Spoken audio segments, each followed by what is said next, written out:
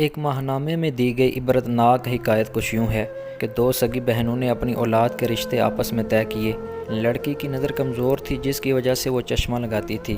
کچھ عرصے بعد دونوں بہنوں کے درمیان اختلافات نے سر اٹھایا۔ بات یہاں تک پہنچی کہ ایک بہن دوسری سے کہنے لگی، میں اپنے صحیح سلامت بیٹے کی شادی تمہاری اندھی بیٹی سے نہیں کر سکتی۔ یہ سن کر دوسری بہن کے دل پر گویا تیروں کی برسات ہو گئی کہ عیب نکالنے والی کوئی اور نہیں اس کی سگی بہن تھی۔ بہرحال طعنہ دینے والی رشتہ توڑ کر جا چکی تھی۔ دوسری طرف جب وہ گھر پہنچی تو اسے خیال آیا کہ لوہے کے پائپ نیچے صحن میں رکھے ہوئے ہیں، انہیں چھت پر منتقل کر دیتی ہوں۔ اس نے اپنے بیٹے کو بھی اس کام میں شامل کر لیا۔ خدا کی کرنی ایسی ہوئی کہ اچانک لوہے کا پائپ اس کے ہاتھ سے چھوٹا اور سیدھا بیٹے کی آنکھ پر جا لگا۔ اس کی آنکھ پپوٹے سمیت باہر نکل پڑی۔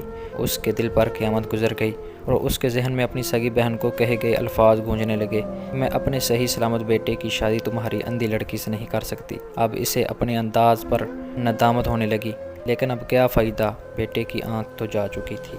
ناظرین کرام، ہمارے یوٹیوب چینل کو سبسکرائب کر لیجئے کیونکہ ہماری اگلی ویڈیو صرف سبسکرائبر کو ہی ملنے والی ہے۔ السلام علیکم۔